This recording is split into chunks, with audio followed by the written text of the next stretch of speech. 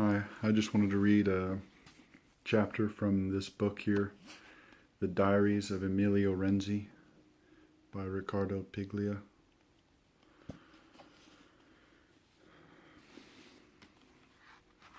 So I just read this chapter and really couldn't believe it. So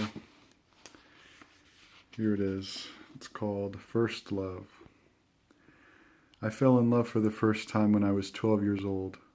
In the middle of class, a girl with red hair appeared, and the teacher presented her as a new student. She stood at the side of the blackboard and was called, or is called, Clara Schultz.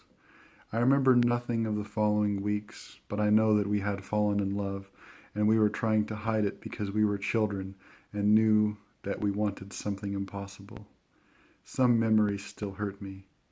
The others stared at us in line, and she turned redder and redder, and I learned what it was to suffer the complicity of fools. When school got out, I would fight with kids from the 5th and 6th grades who followed her to throw thistles in her hair because she wore it loose, down to her waist.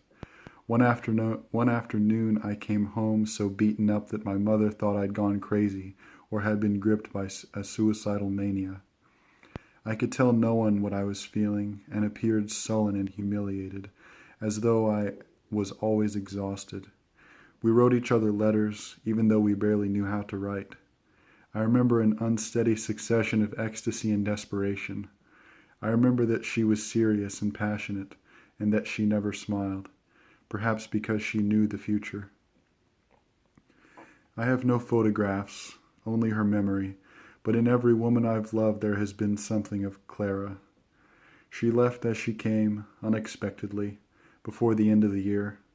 One afternoon she did something heroic and broke all the rules and came running onto the boys' courtyard to tell me they were taking her away.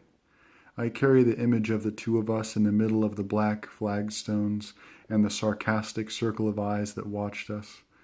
Her father was a municipal inspector or a bank manager, and they were transferring him to Sierra de la Ventana. I remember the horror caused in me by the image of a mountain range that was also a prison. That was why she had come at the start of the year, perhaps. That was why she had loved me. The pain was so great that I managed to remember my mother saying that if you loved someone, you had to put a mirror on your pillow, because if you saw her sleeping reflection, you would marry her. And at night, when everyone in the house had gone to sleep, I walked barefoot to the patio out back and took down the mirror that my dad used to shave in the morning. It was a square mirror with a frame of brown wood, hung from a nail in the wall by a small chain. I slept in intervals, trying to see her reflection sleeping next to me, and sometimes I imagined I saw her at the edge of the mirror. One night, many years later, I dreamed that I dreamed of her in the mirror. I saw her just as she had been as a girl, with her red hair and serious eyes. I was different, but she was the same and came toward me as if she were my daughter.